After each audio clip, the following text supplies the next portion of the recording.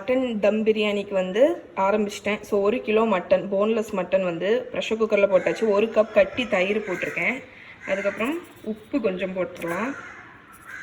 So நான் வந்து mutton தம் biryani actually ட்ரெடிஷ்னலாக உள்ளதை நான் உங்களுக்கு வந்து இன்னொரு நாள் காணிக்கிறேன். இது வந்து ஒரு குவிக் வெர்ஷன் தான். ஸோ புதினா கொத்தமல்லி கீரை கட் பண்ணி வச்சுருக்கேன், அதை போட்டுடலாம். ப்ரெஷர் குக்கரில் வச்சு குக் பண்ணிவிட்டு அப்புறம் லேயர் பண்ண போகிறோம். ஸோ நான் இதில் வந்து garam masala powder, chilli powder இந்த ரெண்டும் போட்டுட்டேன். இனி வந்து உப்பும் போட்டாச்சு. இப்போது இஞ்சி பூண்டு பேஸ்ட் மட்டும் போடணும். ஸோ வந்து கொஞ்சம் லெமன் ஜூஸ் இல்லைனா வினிகர் விட்டுக்கலாம் புளிப்புக்கு வேண்டி.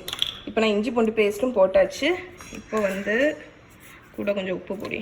ஸோ நல்லா மிக்ஸ் பண்ணிட்டேன். இப்போ நான் மூடி 4 விசில் வச்சு எடுத்துகிற போகிறேன். அதுக்கடையில் நான் இங்கே தண்ணியை வந்து அரிசி பாஸ்மதி ரைஸ் ஒரு 4 கப் அரிசி வந்து ஊற வச்சு வச்சுருக்கேன், 1 கிலோ போல். ஸோ இதை குக் பண்ணிவிட்டு அதுக்கப்புறம் நெக்ஸ்ட் ஸ்டெப் என்னன்னு பார்க்கலாம். பாருங்க, நான் ஒரு 7 பெரிய வெங்காயத்தை கட் பண்ணி வச்சுருக்கேன். இதுக்கு வந்து நிறைய வெங்காயம் போட போட உங்களுக்கு டேஸ்ட்டு, இந்த ஸ்வீட்னஸ் வந்து நல்லாயிருக்கும். கொத்தமல்லி கீரை, புதினா கட் பண்ணி வச்சுருக்கேன். இது வந்து லேயர் பண்ணும்போது தான் தேவை. ஸோ பிரியாணி குக் பண்ணும்போது அந்த ரைஸ் வந்து ஃப்ரேக்ரண்ட்டாக இருக்கணும். அதுக்கு வந்து இந்த தண்ணியை வந்து நம்ம நல்லா சீசன் பண்ணணும். அதனால் மசாலா ஐட்டம் அவ்வளவும் போடுங்க. தண்ணியில் சோம்பு, ஏலக்காய், கிராம்பு, பட்டை, அதாவது அந்த ரைஸ் வந்து அவ்வளோ அரோமேட்டிக்காக இருக்கணும். அதனால் நம்ம அந்த தண்ணியில் வந்து ஸ்பைசஸ் எல்லாம் போட்டால் தான் அந்த ஃப்ரேக்ரன்ஸ் வந்து நம்ம ரைஸில் இறங்கும். அதே மாதிரி தண்ணி வந்து உப்பு போட்டு தான் குக் பண்ணணும் நீங்கள். ஸோ உப்பு கொஞ்சம் நிறையவே போடுங்க. ஸோ இப்போ வந்து பிரியாணி பண்ணுறதுக்கு நான் ஆக்சுவலி அந்த பாட்டில் தான் பண்ணணுன்னு இருந்தேன். பட் ரைஸ் வந்து நம்ம லேயர் பண்ணும்போது ரைஸ் குக் பண்ணால் கரெக்டாக இருக்கும். ஏன்னா ரைஸை குக் பண்ணி வடிகட்டி ரொம்ப நேரம் வச்சா செட் ஆகிடாது.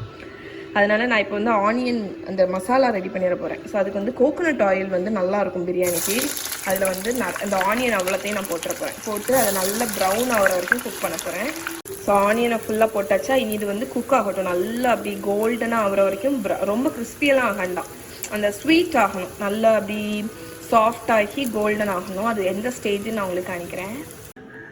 ஸோ இப்போ நான் வந்து அதுக்கு மேலே விடுறதுக்கு ஒரு 1/2 கப் இல்லை 1/4 கப் அல்ல பாலில் வந்து கொஞ்சம் எல்லோ ஃபுட் கலர் ஊற்றிருக்கேன். இப்போ வந்து இதில் கொஞ்சம் ரோஸ் எசன்ஸ், அப்புறம் கேவ்ரா வாட்டர்னு உண்டுல்ல, அந்த கேவ்ரா வாட்டரை ஊற்றிடலாம். இந்த மாதிரி எசன்ஸ் விடும்போது தான் அந்த ஃப்ரேக்ரன்ஸ் வந்து நல்லாயிருக்கும். நீங்கள் பிரியாணி எசன்ஸ் கிடச்சிச்சுன்னா அதை கூட விட்டுக்கலாம். ஸோ இப்போ வந்து இதை மிக்ஸ் பண்ணி நம்ம வச்சிடலாம். இதை நம்ம டாப்பிங்கில் ஊற்றுவோம் ரைஸுக்கு மேலே.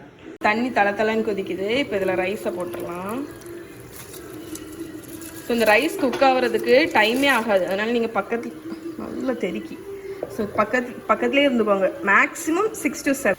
ரைஸ் வந்து ஓவராக குக் ஆகிடக்கூடாது. அதுதான் பக்கத்துலேயே இருந்து பார்த்துக்கணும். ஏன்னா வந்து ஓவராக குக் ஆச்சுன்னா நம்ம தம் வைக்கும்போது குழஞ்சிரும். அதனால ஆனியன் நல்லா வதங்கிடுச்சு. இப்போ நான் இதில் வந்து இந்த மட்டன் வெந்திருக்குல்ல, இதை அப்படியே ஊற்றிடலாம். தண்ணி, மட்டன் எல்லாத்தையும் சேர்த்து போட்டுருவோம்.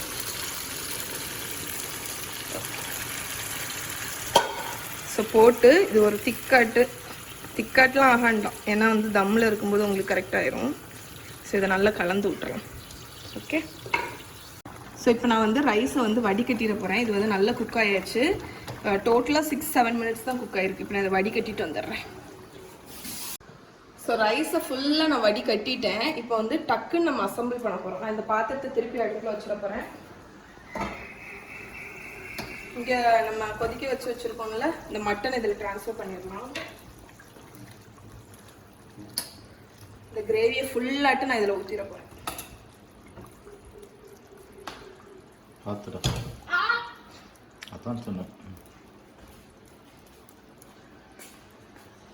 சுடாதுன்னு நினச்சே அனுப்பிச்சு விட்டுட்டு.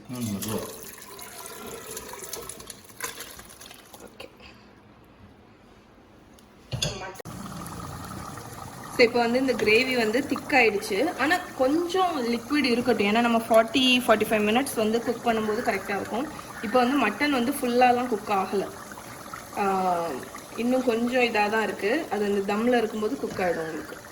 இப்போ வந்து இங்கே கொத்தமல்லி கீரையும் புதினா வச்சுருக்கேன், அதை போட்டுடலாம். பச்சை மிளகா வச்சுருக்கேன், அதையும் போட்டுடலாம். நெய் விடணும். ஸோ நெய் வந்து ஒரு 2 டேபிள் ஸ்பூன் அளவுக்கு நெய் வந்து விட்டாச்சு. இப்போ வந்து மறுபடியும் நெக்ஸ்ட் லேயர் ரைஸ். ஸோ இந்த லேயர் ஃபுல்லாக போட்டுட்டு நான் உங்களுக்கு காணிக்கிறேன். ஸோ இப்போ இந்த ரைஸுக்கு மேலே வந்து அந்த நம்ம கரைச்சி வச்சுருக்கோம்ல அந்த ஃபுட் கலரு எசன்ஸு அந்த பாலில் மிக்ஸ் பண்ணி வச்சதை அப்படியே விடுவோம். ஓகே, இப்போ ஃபைனலாக கொத்தமல்லி கீரையும் புதினா எக்ஸ்ட்ரா இருக்கிறது போட்டாச்சு. அதுக்கப்புறம் ஒரு 2 ஸ்பூன் நெய். நீங்கள் வந்து நெய்யில் வந்து கேஷ்யூ நட்டும் கிஸ்மிஸும் வறுத்து போடுறோம், நான் அது கடைசி போடுவேன். ஓகே, இப்போ அவ்வளோதான். இப்போ வந்து ஃபைனலாக நம்ம ஒரு லிட்டை வச்சு மூடி லோ ஃப்ளேமில், உள்ளதுலேயே லோவஸ்ட் ஃப்ளேமில் வந்து 40லேருந்து 45 நிமிஷம் அப்படியே தம் வைக்க போகிறோம். இதை ஓப்பன் எதுவுமே பண்ணக்கூடாது, அப்படியே தம் வச்சுட்டு ரெடி ஆனோன்னா உங்களுக்கு நான் காணிக்கிறேன்.